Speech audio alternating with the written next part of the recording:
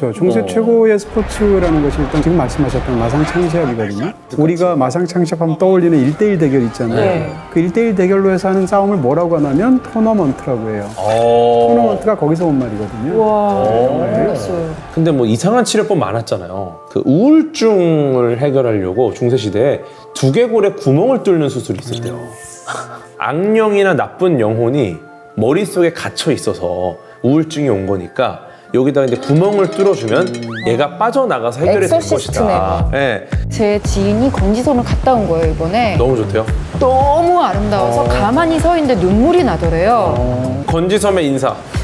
정지가 아닌 게 참 다행이네요. 네. 중지섬이었으면 엄지도 큰일 날 아니고. 뻔했네. 걸은지예요, 걸은지. 중세 시대에 대해서 써봅시다. 와, 중세 역사 시대. 시간 같다. 중세시대 또 재밌는 일 많았죠. 그때 내가 뭐 했더라? 중세시대. 기억이 안 나네. 등자. 자, 등자가 뭐죠? 등자. 그거 모르세요? 등자 밑이 등자. 어둡다 모르세요? 옥자는 알아요. 등자 그 말. 그거 맞죠? 맞아요. 네. 뭐라고 쓴 거예요? 알하? 알하이삼. 알하이삼이 뭔지 말아삼. 알하이삼. 아, 인사말이에요? 알아서 하긴 뭐예요? 다행이다. 나만 모르는 게 아니야. 아이 동희쌤 아시는데 지금 또. 아, 지금 농담한 거지? 자세히 얘기해 인사말이라고 주시겠죠. 한 거. 그러니까. 오늘 주제는 그 라플위클리 제작진 분들이 정말 중세 시대에서 온 거 아닌가 싶을 정도로 좀 잔인해요. 중세 시대가 보통 서로마 제국이 멸망했을 맞아요. 때부터 너무 비잔틴 길어. 제국이 멸망할 때까지 한 5세기에서 15세기 사이를 중세 시대라고 하잖아요. 와, 그런데 어떻게 우리가 고작 1시간 동안 그러니까 1000년 동안의 얘기를 1시간 동안 해야 되니까 그런데 생각해보면 지금까지 우리가 여러 회를 녹화를 하면서 중세 시대가 조금씩은 항상 언급이 됐던 것 같아요. 그렇죠. 네. 그때 추천해주신 하얀 로니아프 강도 아. 막 기사들 이야기 나오잖아요. 그때 어릴 때 기사도란 무엇인가. 기사도를 배웠죠. 네. 동심평론가님께서 그린라이트 추천해주셨잖아요. 네네. 아. 그래서 두 분 다 중세 시대에 대해서 뭔가 하실 말씀들이 많겠다 싶어서 이렇게 주제로 잡은 것 같습니다. 그렇군요. 저는 중세 시대 하면 되게 잔인하고 어둡고 약간 그 시기를 잃어버린 것 같다라는 생각마저 들고 네. 그리고 막 사람 불태워 죽이고 네. 마녀사냥. 네, 그 이미지가 그 펄프 픽션이라는 영화에 너무 잘 표현되는 펄픽션? 네 I'm gonna get medieval on your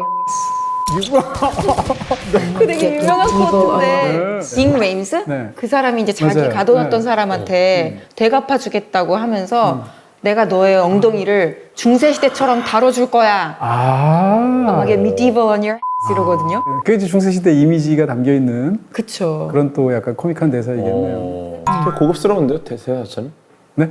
나는 너의 엉덩이를 중세시처럼 다루겠다. 고급스러운 느낌인데? 보통 이제 중세를 암흑기 천년 이런 식으로 보통 설명하는데 근데 역사학계에서는 사실 다른 의견들도 굉장히 많아요. 그러니까 우리가 보통 중세시대 하면 근대와 고대 사이에 있는 저런 암흑기라고 생각하는데 그렇지 않다라는 역사적인 주장들이 굉장히 많고요. 최근에는 오히려 이제 중세를 이제 낯선 중세라고 해서 또 다른 측면들을 지금 주목하기도 하거든요. 새로운 면모의 중세. 그렇습니다. 고대나 그다음에 이제 근대나 현대에 대해서는 비교적 각각 어떤 시대에 대한 것인지 이렇게 관이 정립이 되어 있는데 중세에 관해서는 굉장히 다양한 의견들이 하나는 모이지 않는 베일에 가려져 있는 아직까지 안 밝혀진 게 많은 그런 시기라고도 할 수 있겠네요. 시기를 어떻게 한 가지로 규정할 수 없다는 뜻이겠죠. 네. 중세시대의 상징 좀 좋은 거부터 그러면 얘기를 하죠. 너무 잔인한 거 말고 기사도. 기사도. 네, 꼭 기사들이 이렇게 검을 갖고 맞아요. 또 한 사람이 이기면 진 사람은 깨끗하게 승복을 인정하고 뭔가 그런 질서가 무질서한 가운데서도 있는 것 같아요. 팍 찔러버리면 안 되나? 근데 무슨 규칙이 있는 것처럼 싸우잖아요. 아무것도 안 입었으면 그렇겠지만 양쪽 다 굉장히 튼튼한 갑옷을 입고 있어요. 찌르거나 베거나 하는 무기들이 많잖아요. 네. 그럼 이거를 막는 게 중요한 것 같아요, 그때는. 베거나 찔리지 않으면 괜찮잖아. 그러면 단단하게 갑옷을 입으면 안전한 겁니다. 기본적으로 내구도 싸움. 네. 근데 이게 무기 때문에 그렇게 된 것 같아요, 기사. 네. 네. 아, 근데 두꺼운 갑옷을 입고. 꼭 이렇게 뭔가 끝 하면은 그냥 인사하고 헤어지잖아요. 네. 그게 신기한 거예요. 그냥 그래요. 달려가가지고 그냥 그럼 영화에서만 그런 거 아닌가? 그래요. 그러니까 지금 결투 이제 마상 창시합 이야기 하시는 것 네. 같은데요. 그렇죠. 네. 그러니까 중세 최고의 스포츠라는 것이 일단 기본적으로 사냥 아니면 지금 말씀하셨던 마상 창시합이거든요. 초기에 중기에 마상창 시합이 이룰 때는 네. 그야말로 수십 명들이 해서 일종의 어떤 모의 전투 같은 방식으로 해서 싸웠어요. 그러다가 이제 우리가 마상창 시합하면 떠올리는 1대1 대결 있잖아요. 네. 그 1대1 대결로 해서 하는 싸움을 뭐라고 하냐면 토너먼트라고 해요. 토너먼트가 거기서 온 말이거든요. 와, 영어에. 몰랐어요. 대결할 때 어떻게 하면 이기냐면 상대 투구를 이 창으로 찔러서 벗기든가 떨어뜨리든가 사람 자체를 뭐 이런 방식을 써야 되는 것인데 근데 이렇게 다가올 때 못 피하도록 돼 있어요. 네. 정면 돌파를 해야 네, 돼요? 정면 돌파를 해야 돼. 못 피하도록 되어 있고 피하는 건 비겁한 거구나. 그렇습니다. 아니면 창이 부러지거나 이렇게 하면 지는 거거든요. 이 마상창 시합 자체가 당대에는 이제 가장 큰 오락거리고 축제이기 때문에 이게 약간 사랑의 유람선 같은 거예요. 왜냐하면 그 자체가 엄청난 축제이고 또 이러다 보니까. 예를 들어 어떤 여자가 있고 네. 남자 둘이 그 여자를 차지하기 위해서 둘이 결투를 해요. 둘 사이의 어떤 룰을 서로 지키면서 딱 승자가 나오면 한 사람은 깨끗하게 그냥 패배를 인정하잖아요. 그렇죠. 그런 게 전 너무 신기한 거예요. 중세시대의 결투라는 개념의 상당수는 그게 재판이에요. 결투라는 사적 행위가 아니라 법적인 행위예요. 중세시대에도 재판이 있을 거 아니에요? 종교 재판을 하든 무엇을 하든. 재판을 했을 때 이 사람이 옳은지 이 사람이 옳은지가 판가름이 안 날 때가 있잖아요. 그러면 신에게 맡기자 네. 하죠. 그래서 신명재판이란 말을 쓰게 되는데 신명재판에 여러 가지 형태가 있어요. 심지어는 서로 이렇게 불에 달군 쇠로 지진 다음에 누가 더 먼저 낫는가 이런 걸로 봐서 신의 뜻에 따라 빨리 아물면 네가 맞구나. 재판 중에 가장 많이 했던 것이 바로 결투재판. 어떻게 보면 종교의식이기도 하고 어떻게 보면 사법 그 사법적인 그런 절차이기도 하고 해서 그 실제로 결투재판이 벌어진 사례가 있어요. 너무 유명한 사례가. 그걸로 만든 영화가 바로 라스트 듀얼이라는 작품입니다. 리들리 스콧 작품인데 영화 자체가 굉장히 박진감이 넘치고 실제로 프랑스에서 공식적으로 이루어진 마지막 결투재판이에요. 있었던 일이에요? 네, 실제 있었던 일이고 그 일의 결과로 폐지가 됐어요. 너무 뭐 잔인하다거나 여러 가지 이유 등으로 인해서. 두 사람이 어려서부터 굉장히 친한 친구예요. 전쟁에도 같이 참여하고 그러는데 맷 데이먼은 엄청나게 용맹한 전사이고 네. 애덤 드라이버는 이제 극중 상황으로 굉장히 잘생기고 여자들한테 인기가 많고 이런 사람이란 말이에요. 맷 데이먼이 부인을 두고 이제 어딘가로 출장을 간 사이에 이 친구인 애덤 드라이버 자크라는 남자가 와가지고 그녀한테 몹쓸 짓을 나쁜 짓을 하고 He attacked me. I'm innocent. 돌아오게 된 맷 데이먼이라는 그 장이라는 남자 입장에서 보면 그런 일을 당했으니까 본인의 명예도 있고 두 사람이 결투 재판을 벌이게 되는 얘기입니다. 근데 이 영화가 굉장히 재밌는 건 전체가 3부 구성이 되어 있거든요. 네. 그래서 1부에서는 이 남편의 시각 한번 그 사건을 보여줘요. 그럼 시각에 따라서 네. 다른 매번 보여주는 사건이군요. 거. 그렇죠. 그런 영화들이 좀 있죠. 야, 이거 반전이 있겠는데? 그렇죠. 두 번째가 되면 이번엔 자크의 시선으로 이게 무슨 소리야 나는 뭐 전혀 다른 거였어라는 식으로 그리고 마지막이면 이제 그 여성의 여성의 시각으로 시선으로. 아내의 시각으로 여자가 펼쳐져요. 앞에 두 남자의 얘기는 자기 입장에서 얼마나 편견이라든지 오해라든지 체면 때문에 그 사건들을 왜곡했는지를 각자 보여주고 남자 둘 다 좀 찐따로 나오나 보다. 특히 마지막 결투 장면은 끝까지 간다는 생각 두 남자가 정말 사력을 다해서 목숨을 내놓고 끝까지 하면 저렇게 되는구나를 보여주는 Let them go! Let them go! Let them go! 그 이야기에서 가장 아이러니한 것은 아니 그 가장 끔찍한 일을 당한 건 그 아내잖아요. 네. 근데 본인이 그 처분 자체가 그 결투의 결과에 따라서 자기가 달려져 있는 거예요. 네. 그러니까 정작 본인 자체는 이렇게 소외가 돼 있는 중세 시대에 굉장히 낮았던 여성의 지위를 보여주는 편견과 폐해를 보여주는 작품이거든요. 그나마 작품으로 만들어졌으니까 우리가 마지막에 여성의 시선을 들을 수 있는 맞아요. 거지. 맞아요. 사실 실제 상황에서는 네. 아무도 여자의 이야기에 귀를 기울이지 않는 거잖아요. 네. You do not believe me. 그 영화 속에서 보면 남편조차도 아내를 그렇게 제대로 대우한 남자가 아니었어요. Save your pride. 그런 측면에서도 굉장히 인상적인 작품입니다. 라스트 듀얼. 그러면요, 좀 궁금한 게 또 왜 갑자기 물어보고 답하는 시간이지?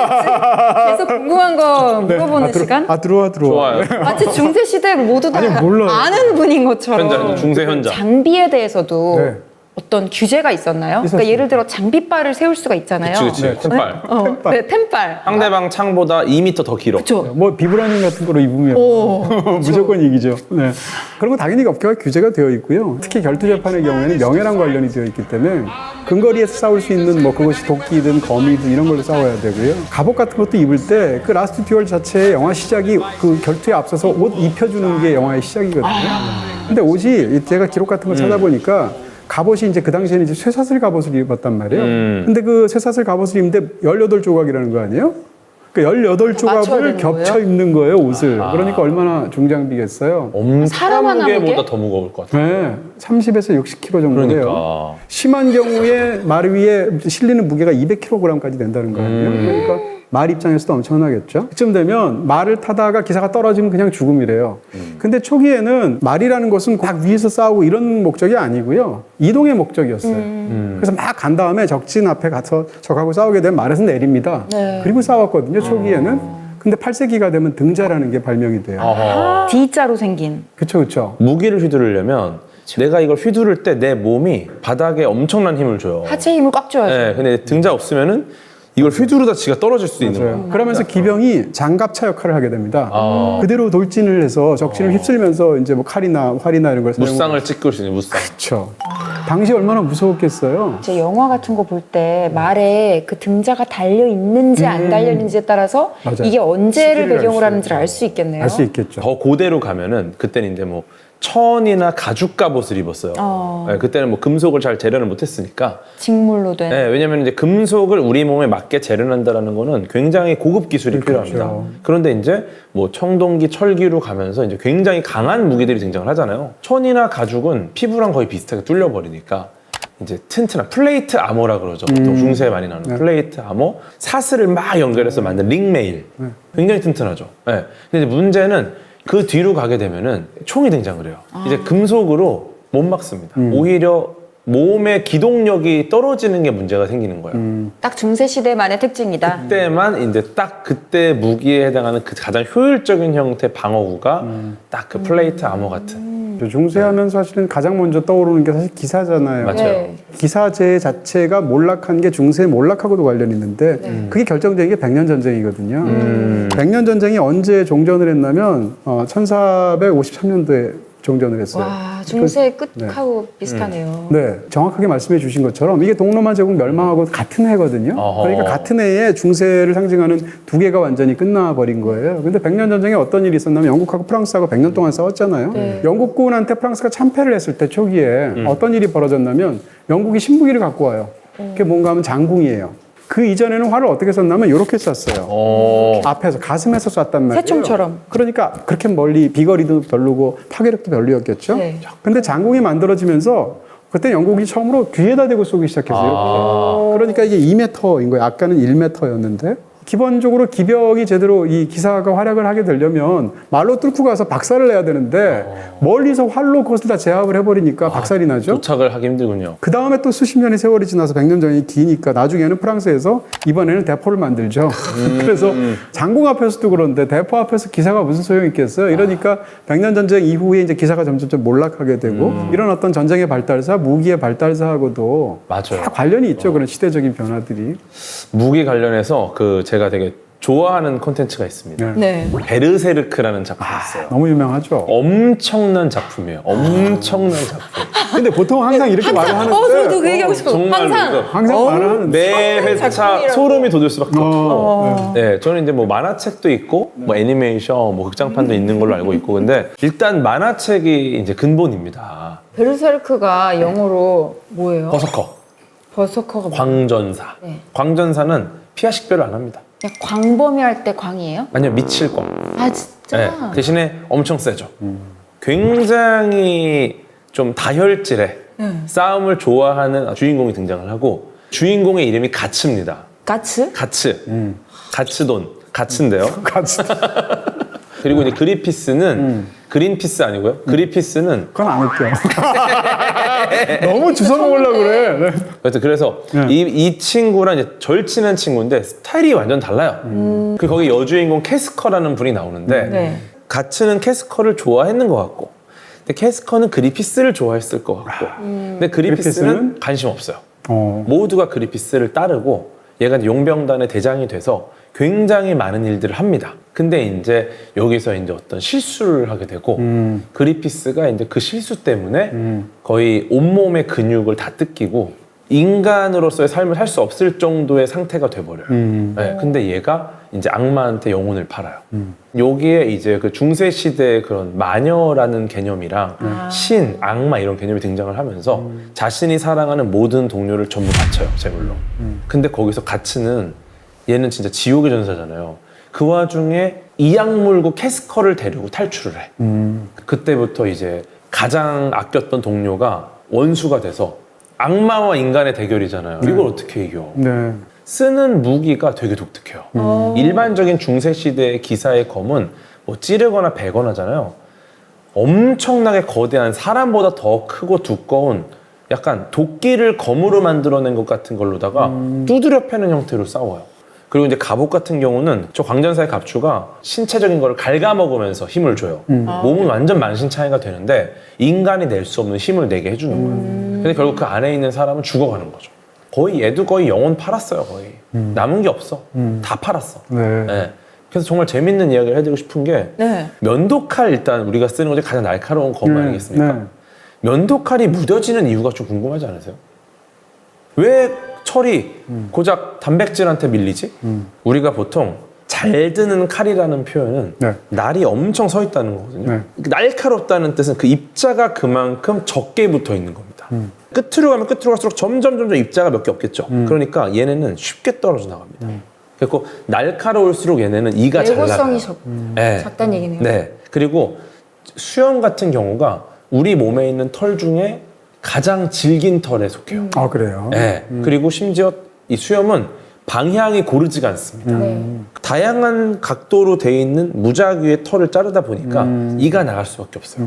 털이 칼을 이기는군요. 그렇죠. 네. 그래서 수염을 도끼로 깎으면 이가 안 나가요. 그래서 베르세르크에 나오는 이 가치의 무기로 수염을 깎으면 이가 안 나갑니다. 왜냐? 너무 두꺼우니까. 그 말씀을 드리고 싶었습니다. 근데 베르세르크도 못 보는 비참한 삶을 살다가 얘기라도 들었으니까 이제라도 좀 이제- 구원받은 느낌이. 이제 조금은 베르세르크 전도사님이세요. 꼭 보세요, 진짜. 네, 네. 이거는 정말 봐야 돼. 그 정말 처절한 싸움. 영웅의 서사가 아니라 정말 그 어떤 패배자의 서사. 지옥에서 혼자 싸우는 정말 고독한 전사. 네. 근데 작가님이 돌아가셨어. 예? 그게 언제? 얘기예요? 미완이에요, 그러면? 미완인데 어시스턴트 분들한테 그 뒤에 이야기를 충분히 해줬대요. 아, 그래서 제가 알기로는 이제 그 남아있는 동료분들이 그 작업을 마무리하려고 지금 준비하고 있는 것 같고, 근데 기가 막힌 엔딩까지 지금 준비가 돼 있다고는 합니다. 저는 뭐 베르세르크는 정말 처음 알게 된 거고 중세시대 하면 제일 먼저 떠오른 게 흑사병이에요. 흑사병 흑사병으로 몇만 명이 죽었잖아요. 몇만 명 정도가 아니죠? 흑사병으로 거의 뭐 인류 멸망 수준으로 거의. 14세기 한정으로 1억 명이 죽었다고 해요. 아, 14세기의 한정으로. 와, 근데 뭐 이상한 치료법 많았잖아요. 네, 뭐 무지했어. 그렇죠. 우리 사열법, 사열법 그때 얘기. 네, 피를 뽑아내는. 네. 재밌는 게 많은데 요것도 이제 거머리로 뽑아내는 치료법도 있더라고요. 거머리를 거머리는 아주 일반적인 방식이었어요. 사열이 필요한 부분에 붙여갖고 빨아내는 그 우울증을 해결하려고 중세시대에 두개골에 구멍을 뚫는 수술이 있었대요. 네. 그래서 이게 왜 그러냐면은 악령이나 나쁜 영혼이 머릿속에 갇혀 있어서 우울증이 온 거니까 여기다가 이제 구멍을 뚫어주면 얘가 빠져나가서 해결이 될 엑소시스트네. 것이다. 네. 근데 재미있는 게 뭐 당연히 심리적인 뭐 질환을 치료할 수 있는 방법은 아니겠죠. 네. 네. 그리고 실제로 이것 때문에 감염되거나 사망하는 경우가 또 많았고, 되게 무시무시한 거고, 그 다음에 이제 뭐 그 동물의 장기를 갈아서 먹는 약재를 쓰는 것도 있어요. 그래서 동물의 장기를 갈아서 먹으면 그 동물의 어떤 장점을 내가 흡수하게 된다. 그런 식, 뭐 사자의 뭐 어떤 장기, 곰의 장기. 그때는 치료법도 이렇게 미개했지만 사실 흑사병이 창궐한 이유 자체가 아까 예를 들어 결투에 맡겨가지고 이것이 신의 뜻이다 이렇게 하듯이 그러니까. 이게 그냥 신이 인간에게 벌을 주는 거라고 생각을 했던 맞아요, 거잖아요. 맞아요. 그렇죠. 러니까 네. 기도하고 네. 어떤 적극적으로 의학적 치료를 찾는 게 아니라 그 흑사병을 다뤘던 중세시대의 어떤 관한 영화들을 쭉 보면 뭐 제일 유명한 영화는 사실은 제7의 봉인이라는 너무 유명한 잉마르 베리만의 영화가 있는데 그 영화뿐만 아니라 뭐 최근에는 이제 베네데타라는 영화에도 있고요. 그러니까 사람들이 거리를 다니면서 극도의 어떤 자기 고행적인 그 사람들이 의통을 벗은 상태로 흑사병에 걸리도록 우리가 인류가 타락한 거에 대해서 스스로를 채찍을 들고 다니면서 자기 등을 때리면서 뒤에서 이렇게 피가 나도록 행진을 하죠, 거리를. 이 흑사병이 한 3년 정도 집중되었을 때 유럽 인구의 3분의 1이 죽었다고 그러거든요, 당시에. 그러니까 그 당시를 생각해보면 정말 무시무시한 그런 정말 신의 진노 같은 그런 것이 아마 느껴지지 않았을까 네. 싶고. C'est un signe du jugement de Dieu. Le troisième ange sonna de la trompette, et il tomba du ciel une grande étoile ardente comme un flambeau. Sa pestilence empoisonnera le tiers des eaux. C'est la 왜 이렇게 peste. 흑사병이 들었을까에 대한 수많은 어떤 추측들 같은 게 있는데 보통 일반적으로 이제 중앙아시아 쪽을 통해서 네. 이제 몽골을 통해서 몽골, 왔다고나 크림반도. 하는데 보통 그렇게 이야기하죠. 네. 하는데 별별 얘기가 다 있죠. 예를 들면 이제 당시에는 이제 고양이를 이제 학대했단 말이에요. 네. 왜냐하면 그 고양이 자체가 이제 약간 악마의 짐승이라는 어떤 그런 견해들이 있어서 그러다 보니까 이제 고양이를 이제 학살하기도 하고 뭐 이랬는데 이런 과정 속에서 쥐를 잡아야 하는 고양이들을 다 죽이니까 흑사병이 많은 경우에 이제 쥐를 통해서 옮겨지기도 하잖아요. 그러다 보니까 쥐가 창궐하게 됐다. 뭐 이런 이제 그 이야기를 하는 사람들도 맞아요. 있고요. 이런 식의 수많은 견해들이 있는데 근데 그 사망률 자체가 달라요. 똑같이 유럽이라 하더라도 약간 북쪽은 사망률이 적고요. 예를 들어서 네덜란드 이런 데는 제가 알기로는 이제 20%가 안 된단 말이에요, 사망률이. 그 이유 중에 하나가 식생활하고 관련됐던 걸로 보고 고기를 많이 먹는 쪽에서는 상대적으로 덜 죽었다고 그러고요. 좀 더 이제 농경 쪽에 가까운 사람들이 더 많이 죽었다고 50%막 이렇게 죽거든요, 사람들이. 그런 면에서 차이가 있었다고 또 얘기를 하기도 하죠. 그러면 어떻게 그 시기에 그래도 좀 뭔가를 발견하거나 발명한 과학자들도 있지 않을까요? 뭐 이제 흑사병이라는 것들 때문에 너무 큰 피해를 보니까 네. 뭐 그 이후에 다양한 이제 성과들이 있었죠. 의학 쪽에는, 생리의학 쪽에는. 근데 좀 포인트는 흑사병 덕분에 또 굉장히 뛰어난 업적을 낸 분도 계세요. 그럼 완전 다른 별개로. 네. 네, 아이작 뉴턴. 뉴턴이요? 네, 원래는 그 흑사병이 도움을 줬다는 게 뭐냐면은 뉴턴이 원래 이제 케임브리지 대학에 있었잖아요. 근데 여기서 연구를 하다가 이제 흑사병이 창궐을 하니까 학교가 이제 문을 닫습니다. 네. 그러니까 이제 이분이 어떡하지? 그래서 고향으로 내려가서 조용한 곳에서 자신만의 시간을 보내요. 사과가 떨어지는 걸 보고서 만류인력의 법칙을 발견했다 이런 거 있잖아요. 네. 근데 이게 그 어떻게 보면 그 나중에 이야기하기로 정말 자신만의 어떤 조용한 시간 계속 돌아볼 수 있는 고민할 수 있는 시간이 있었기 때문에 이런 발견이 있었던 거 아니냐. 그래서 그때 시골의 고향으로 가서 뉴턴의 업적이 되게 많이 등장을 했고 그 실제 사과가 떨어지는 걸 봤다라는 거는 뭐 진위 여부는 밝혀지지 않았습니다. 근데 중요한 건 그 시기가 뉴턴한테 너무너무 학업적인 어떤 그 업적을 도약할 수 있는 시기였다라는 거죠. 그러니까요. 코로나 때도 그때 이제 활동이 주니까 막 책 쓰고 뭐 자격증 따고 이런 사람들 그쵸, 많았는데 그쵸. 네. 흑사병이 돌 때도 뉴턴은 뭔가를 해내는구나. 만유인력의 법칙은 진짜 대단한 거예요. 만유인력의 법칙 어떻게 알고 계십니까? 모든 것이 잡아당긴다. 무슨 말이죠? 맞잖아요. 모든 것이 잡아당긴다? 네. 이거 새로운 해석인데요? 네. 이게 그거잖아요. 지구가 사과를 당기는구나. 그래서 사과가 떨어지는구나. 그러니까 사과가 떨어지는 걸 보고 모든 사람들은 그냥 잘 익었네? 이러고 지나갔어. 근데 뉴턴은 사과가 지구를 당기고, 그러니까 사과가 왜 떨어지지? 뭐가 쟤를 당기는 거지? 사과가 지구를 당기나? 그럼 지구도 사과를 당기나? 서로 당기나? 근데 이게 만유인력의 핵심이 아니에요. 보통 여기서 이제 보통 사과를 당기는 어떤 힘이 있어서 떨어지는구나가 만유인력을 생각하시는데 만유인력이라는 표현 자체가 네. 전 우주에서 광범위하게 적용 가능한 인력이라는 거잖아요. 네. 그러니까 뉴턴은 떨어지는 사과를 보고 사과가 떨어지는구나. 그게 아니라 이런 생각을 한 거예요. 사과가 떨어지는데 왜 저 하늘에 달은 떨어지지 않지? 그래서 지구에서 벌어지는 사과와 지구 사이의 일을 달과 지구, 그러니까 우주까지 확장을 한 거예요. 그래서 뉴턴의 대단한 일은 사과가 떨어지는구나, 지구가 사과가 서로 당기는구나 이게 아니라 이 힘을, 이 과정을 달과 지구의 관계로 확대를 해서 모든 것에 적용할 네. 수 있는 법칙을 그래서 만든 말씀하신 모든 것은 끌어당긴다라는 게 거의 비슷한 말이에요. 이 맞다고 우주의 해주세요 존재하는- 그냥. 그게 무슨 맞아요. 말이야? 그러니까 조금 생략이 된 거죠. 네. 우주에 존재하는 이 우주에 존재하는 모든 질량이 있는 것은 서로 끌어당기다. 네. 물론 이게 나중에 아인슈타인 역학이 등장을 하면서는 질량 있는 물체가 끌어당기는 게 아니구나라는 걸 밝히긴 했지만 그래도 지구에서는 문제가 없죠. 그 뉴턴의 만유인력 옆에 연금술도 쓰셨어요. 네네. 뭐 보통 연금술이라고 하면은 중세시대 할 때 과학자들은 가장 많이 떠올리는 키워드죠. 그래서 그러니까 모든 걸 금으로 만드는 거죠. 연금술의 목표가 사실 두 가지가 있었어요. 금이 아닌 금속 원소 혹은 금이 아닌 원소를 금으로 바꾼다. 근데 이게 어떻게 보면 지금의 현대화학에 굉장히 많은 근간을 만든 거잖아요. 근데 이게 있었고 그다음에 그 영생의 비약을 만든다. 네. 그러니까 실제 금을 만드는 것과 어떤 생명에 대한 아이디어 이 두 가지가 같이 연금술에 있었죠. 제가 오늘 좀 추천하고 싶은 책이 또 있습니다. 네. 프로메테우스의 야망이라는 책인데요. 네, 이거는 그 과학자가 쓴 책은 아니에요. 근데 이제 이게 단순히 그냥 이런 실수리가 만들어졌다가 아니라 왜 이런 시도를 했을까라는 이야기들을 가지고 오는 거죠. 되게 재밌는 실험이 있어요. 그 아리스토텔레스가 동물 발생론이라는 걸 가져옵니다. 그 당시 당대 보편적인 믿음이 자연 발생입니다. 그러니까 뭐든 가만히 놔두면은 어디서 갑자기 뭐 곤충이 만들어지고 뭐가 만들어지고 이런 것들이 자연적으로 발생한다는 얘기예요. 그래서 이런 것도 가능하지 않을까? 그래서 이제 중세 연금술사들이 자궁과 유사한 환경의 그 인공적인 플라스크 안에 생리혈을 잘 보관을 하면은 오직 그 자궁혈로만 만들어지는 생명체가 만들어질 것이다. 네.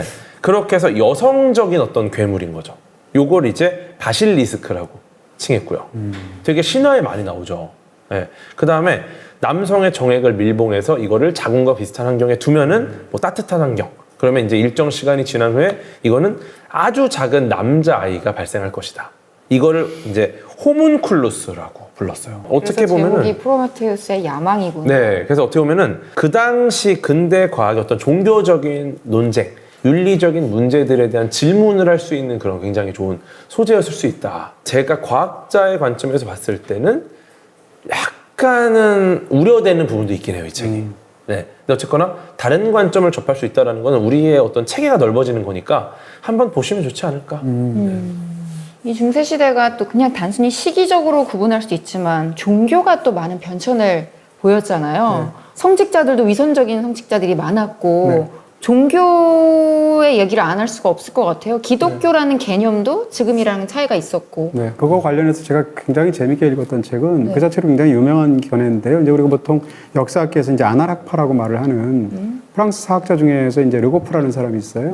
중세 시대를 통틀어서 수많은 발명품들이 있었단 말이에요. 아까 말한 대로 뭐 등자도 있고 많을 거 아니에요. 근데 중세 최고의 발명품은 연옥이었다는 거예요. 그렇게 말을 했는데 대기 공간을 만들어준 거니까. 그렇죠. 지금 뭐 말씀해 주신 것처럼. 그러니까 어떻게 생각하면 연옥을 중세시대에 발명을 했기 때문에 금융자본주의 혹은 뭐 자본주의가 탄생을 해서 오늘 근대까지 이르게 되었다라는 그런 견해를 설명하고 있는 거예요. 무슨 얘기인가 하면 전에도 잠깐 말씀드렸는데 이제 기독교적인 관점에서는 시간은 하나님의 것이란 말이에요. 신의 것이란 말이에요. 그러니까 이자를 받을 수가 없어요. 이자라는 것은 내가 100만 원을 빌려줬다. 1년이 지났다. 100만 원을 받아야 돼요. 왜냐하면 거기다 110만 원을 받는 순간 10만 원을 돈을 내가 이자를 받으면 그 10만 원은 1년 동안의 시간의 값이잖아요.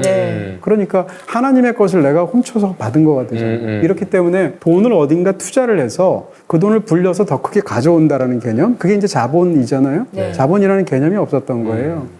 그러다가 도시국가들이 발달하잖아요. 이탈리아 같은 데서 무슨 베네치아 같은데 뭐 이런 데서 발달하는 과정 속에서 초기 이제 금융 자본을 형성을 해야 되는데 이 사람들의 입장에서는 다 기독교 문명 속에서 굉장히 두렵죠. 왜냐하면 신이 허락하지 않는 그런 나쁜 짓을 하고 있으니까 지옥 갈 것 같잖아요. 근데 정화를 어떻게 하냐면 남아있는 그런 뭐 유족들이나 혹은 신도들이나 다른 사람들이 대도를 하면, 대신 기도를 하면 그 기간이 줄 수 있다라고 믿은 일종의 거예요. 보석금 같은 거네요. 바로 그렇게 할 수 있어요. 저 네. 죄송합니다. 네. 시청자들이 이렇게 좀 도와줘가지고 이제 심지어는 부자들이 대신 기도할 사람을 돈을 주고 사기도 했어요. 순고에서 찾는 거예요? 유료 찬스, 유료 한 시간 기도. 그렇죠. 그 연장선상에서 나온 게 면죄부고요. 그러다 보니까 결국은 어떤 타락이나 여러 가지 부분하고도 관련이 되어 있고 결국은 이제 종교개혁이 16세기에 생기게 되죠. 어찌됐건 연옥이라는 그 개념을 만들어냄으로 인해서 이제 물론 이제 르고프 같은 학자애들의 이야기지만 중세시대 걸 만들어냄으로 인해서 자본주의가 태동할 수 있도록 사상적인 배경으로 받쳐주게 됐다는 거죠. 그래서 이제 그 이후에 그런 일이 벌어졌다는 거죠. 금융 자본주의가 그렇게까지 거슬러 올라가는구나. 근데 제가 볼 때는 마녀 재판. 네, 무서워요. 이것도 진짜 무서워요. 이 개념이 네. 어떻게 보면 되게 좀 드라마틱한 도움을 줬다고 생각을 드는 부분도 있어요. 네? 예를 들어서 뭐 고문이나 자백이 가장 중요했거든요. 그 시기에는. 그렇죠. 예, 모든 정황이 없어도 막 고문하고 이렇게 해서 자백을 받아내면은 마녀입니다. 죄가 있는 거잖아요. 네네네. 근데 이렇게 해버리니까 사실 이게 너무 말이 안 되는 건데 그 시기엔 이렇게 이상하지만 이게 맞나?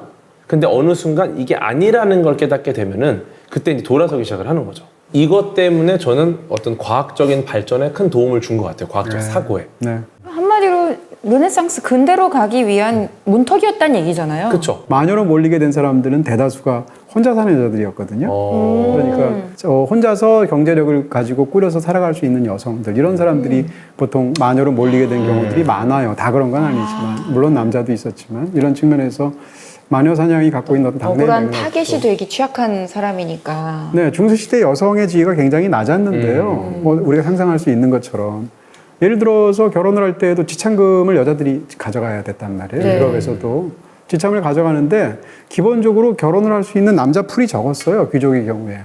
여자가 많고. 왜 그런 일이 벌어졌냐면 일단 전쟁이 너무 많으니까 남자들이 많이 죽고요. 그 다음에 이 게르만 전통 자체가 재산을 누구한테 물려주냐면 장남한테 물려준단 말이에요. 차남, 삼남, 사남은 받을 게 없잖아요. 그러니까 너무 많은 잉여 자원들이 차남들이, 삼남들이 있었기 때문에 전쟁이 필요했다는 거죠. 우리가 임진왜란 일어난 것을 이제 전국 시대가 끝난 것하고도 관련이 있다고 하잖아요, 일본에서. 그러다 보니까 이를 주기 위해서 전쟁을 일으켰다는 견해도 있잖아요. 필연적인 전쟁이네요. 이런 가족을 상황에서 부양할 수가 없으니까. 그렇죠. 여자 입장에서 본다면 자기가 어떤 정도의 귀족이라고 치면 귀족이 또 옛날에 굉장히 적어요. 예를 들어서 프랑스 같은 경우에 귀족이 중세시대 때 2%밖에 안 되거든요. 그럼 굉장히 적잖아요. 그럼 그 적은 풀 안에서 심지어는 기독교적인 관념 때문에 뭐라고 그럴까요? 근친혼을 금했어요. 처음에는 그 7촌까지도 금했어요. 근데 7촌까지 금하니까 결혼할 사람이 없어요. 외국 가서 해야 돼요. 네, 그래서 4촌으로 줄여줘요. 그런데도 이 남자들이 별로 없단 말이에요. 그런 상황에서 여성들은 자기보다 훨씬 나이가 많은 남자랑 결혼을 하는데 심지어는 그 치창금까지 들고 가서 결혼을 하는 거죠. 이런 식의 저는 그 브레이브하트 영화를 썼는데 이게 실제 있었던 어떤 장군의 이야기를 약간 각색한 거라고 그렇죠. 들었거든요. 시가죠. 네. 근데 여기서 그게 제일 충격적이었던 게 이제 남자 멜 깁슨이 있고 여자 주인공이 있는데 그 지역의 어떤 영주 같은 사람이 네.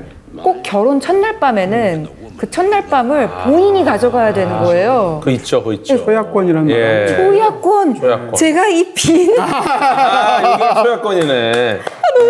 아니 이게 마음이 맑은 사람은 이렇게 보면 보여요. 초야권. 와, 초야권이라는 말을 어떻게 기억하고 계세요? 아니, 첫날 밤에 대한 권리구나, 네네네. 라고 하죠. 초야권. 너무너무 네. 야만적이라고 생각이 든 거예요. 말도 안 되는 거죠, 사실. 초야권. 부정하는 견해도 있어요. 사실은 그런 일은 없었다고 없었다. 말하는 사람도 있고, 뭐 그걸 뭐 이야기하는 사람들도 당연히 있고요. 근데 왜 그게 그런 생각나요. 게 있었던 거예요? 없었던 어떤 거예요? 이게 그렇게 어떻게 오해할 만한 또 다른 어떤 무슨 네. 풍습 같은 게 있을 수는 있었겠죠. 초야권이 그러니까 이것도 진짜 개인으로서 어떤 자유가 전혀 없고 인권도 없고 그냥 이게 봉건제의 한 측면인 거잖아요. 그렇죠. 네. 그러니까 이런 영세한 그 영노들은 그냥 하라는 대로 해야 되고 그러니까 막 서로 죽이고 살인이 나고 진짜 미개했던 시대 같아요, 한편으로는. 중세만 그런 건 아니고요. 인류의 뭐 역사를 보면 뭐 19세기에도 미개한 일 너무 많고 20세기에도 미개한 일 많잖아요. 지금도 많습니다. 예전엔 더 많았겠지만. 예. 그 마녀사냥이 또 이렇게 떠오르는 작품이 하나 더 있죠. 노트르담 드 파리에서 사실은 뭐 그냥 사랑 이야기, 뭐 삼각 뭐지? 삼각관계. 삼각함수? 아니 그렇게 어려운 단어. 삼각함수, 삼각측량. 말이 안 나와요. 삼각 들어간 게 많죠. 삼각관계, 삼각김밥. 뭐 치정. 삼각김밥. 네. 그러니까 이 노트르담 드 파리가 그냥 뭐 치정, 삼각관계 이야기, 남녀간의 사랑 이야기 이렇게 볼 수도 있지만 사실 그 15세기의 그 프랑스 사회 모습을 잘 보여주고 있잖아요. 거기서 막 이미 타락해가지고 이 여자를 탐하는 그런 성직자도 나오고 그러네요. 그리고 마지막에 결국은 이 에스메랄다가 누명을 쓰고 죽잖아요. 너무 슬프게. 그때 이제 목 놓아 울면서 내가 정말 사랑한 거는 그 꼽추 종 치는 사람. 과지모도. 뭐 이름이 왜 이렇게 너무 안 좋게 들린다. 꼽추 발음 잘하죠. 펀치백. 네. 내가 정말 사랑한 사람은 쿼즈모도밖에 없었다. 이제 오열하면서 이렇게 끝나는데 그게 바로 사실은 마녀 사냥을 빗댄 거잖아요. 이 이야기의 이제 배경이 된 노트르담 대성당을 네. 저는 오늘의 추천 컨텐츠로 가져왔습니다. 노트르담 대성당 자체? 네. 오, 이런 건 처음인 것 같아요. 그죠? 네. 영화도 아니고 드라마도 아니고 성당을- 만화도 아닙니다. 노트르담 대성당이 오늘의 추천 컨텐츠입니다. 네. 그 어디 있습니까? 이유가 파리에 파리에 있어요? 어디 있으니까는 뭐야? 노트르담 드 파리. 종로김밥 종로에만 있습니까? 평양냉면 평양에 있어요? 네. 서울에도 많습니다. 아, 궤도님 우기는 거 진짜 이게 컨텐츠. 너무 좋아. 사람이에요. 네. 파리바게트도 한국에 있어요. 맞아, 맞아. 왜냐면 네. 이 노트르담 대성당이 너무너무 아름다운 성당이고 네. 세계 문화유산으로 지정된 곳이잖아요. 아유, 보여주네. 자주 가보셨어요? 저는 파리 안 가봤어요. 아 그래요? 그럼 제가 콘텐츠 추천합니다. 진짜 노트르담 이거는- 대성당. 아, 이거 추천 받았으니까 어쩔 수 없이 가야겠네. 뭐 여건이 안 되면 네. 유튜브로 라플 위클리에서 여행해도 한번 되고. 파리 한번 갔다 오죠. 북극을 다녀오시는 분이. 기억하시는지 모르겠는데 2019년에 화재가 났었어요. 맞아요. 와, 막 불길이 치솟았잖아요. 그때 시민들이 너무 슬퍼하고 저도 뉴스를 보면서 막 합성사진 아니야 이랬었는데 드디어 복구 공사가 끝나고 아, 그래요? 올해 12월에 개장을 합니다. 재개장. 와, 오래 그래서 제가 걸렸네요. 추천 이거 콘텐츠로 가야겠다. 가져온 거예요. 야, 이거 가야겠다. 네, 그러면. 올해 12월에 이제 상처를 딛고 다시 일어난 노트르담 대성당을 볼 수 그럼 있습니다. 지금까지는 못 갔었어요, 아예? 5년 동안 몇 년 아마 동안? 이렇게 일부를 가림막으로 막아놨을 진짜. 거예요. 그럼 볼 수 있는 데는 볼 수 있지만 들어가 보고 네. 뭐 다 하지 못. 가장 높은 첨탑이 불에 탔으니까 이렇게 사진을 찍을 때도 이상하구나. 그게 예쁘게 안 나오잖아요. 아쉬운. 그렇죠. 그리고 이렇게 붕대를 감고 있는 거나 마찬가지인 거죠, 일부. 와, 드디어 좋다. 12월에 재개장합니다. 네, 한번 가야겠네요, 진짜. 그리고 이 빅토르 위고가 노트르담 드 파리를 쓴 빅토르 위고가 나중에 정치적인 이유로 망명을 당해가지고 영국의 건지섬에서 네, 건지섬. 그 섬에서 유배하는 동안 레미제라블을 쓰잖아요. 근데 노트르담 대성당을 보고 오는 길에 건지섬에 들를 것을 추천합니다. 가보셨어요? 건지섬이 네. 제 최측근이 최근에 갔다 왔거든요. 저는 안 갔다 왔는데. 검지섬이면 이겁니까? 아니요, 건지. 아니, 아, 검지 아니고 분명히 내가 볼 때 검지섬도 있다. 아, 이렇게 된 섬 있을 있다. 거예요. 이렇게 된 섬. 있을 거예요. 바다 위 이렇게 된 섬. 찾아오면 그런 섬이 있겠죠. 건지 영화 중에 중지가 아닌 게 참 다행이네요. 네. 중지섬이었으면 엄지도 큰일 날 아니고 뻔했네. 걸지예요, 걸지. 네. 걸지섬. 네. 근데 왜 건지 감자 껍질 파이 북클럽이라는 영화도 굉장히 있잖아요. 좋아. 그 책인데요. 책이 소설이 네. 참 좋아요. 그거는 빅토르 위고랑 아무 상관이 없는 건데 제가 그걸 보면서 건지섬을 처음 알았었거든요. 영화 나왔을 때. 근데 제 지인이 건지섬을 갔다 온 거예요, 이번에. 너무 좋대요. 너무 아름다워서 가만히 서 있는데 눈물이 나더래요. 그래서 아니나 다를까 르누아르가 건지섬의 풍경을 그렇게 그림으로 많이 그렸어요. 그래서 유배를 당하면서도 그 위대한 작품을 쓸 수 있는 것이 건지섬의 건지섬이었기 힘이구나. 건지섬. 건지섬. 건지섬의 인사. 저는 이제 말 너무 많이 하니까. 말 너무 하니까 제작진이. 제작진 쪽에서 이렇게. 지금 계속 그러고 있잖아요. 지금 네, 다 이러고 계세요. 다 이러고 계세요. 그만하라고. 100년 전쟁이 있기 전에 네. 정말 끔찍히도 길었던 마치 베르세르크처럼 네. 끝나지 않은 언제 끝나나 싶게 계속 이어진 게 십자군 전쟁이잖아요. 전쟁. 아하. 뭐 8차까지. 와, 8차까지. 네.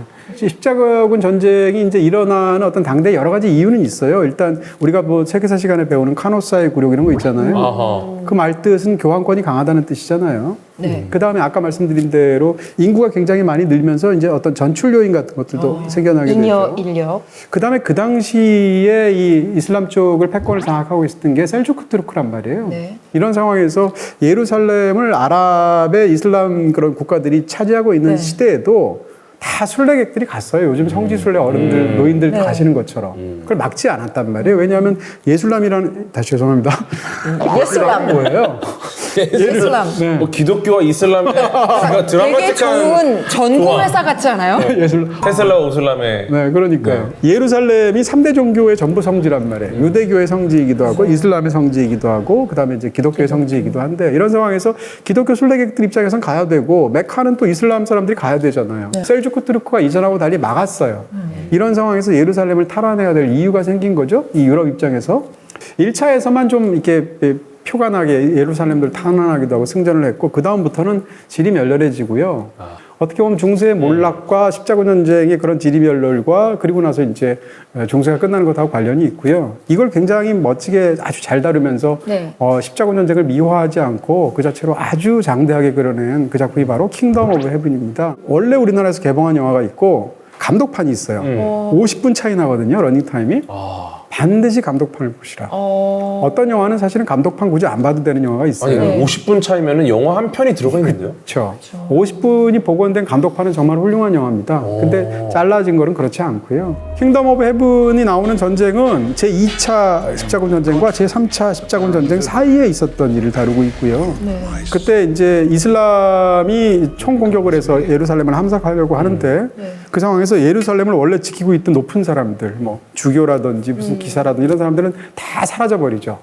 그런 상황에서 정말 힘없고 무슨 여자들 굉장히 그다음 노인들, 뭐 아이들 이런 사람들 혹은 이제 이전에 그렇게 대우받지 못했던 사람들만 남게 돼서 거의 절멸의 위기에 달아달았는데도 불구하고 항전을 벌이는 이야기예요.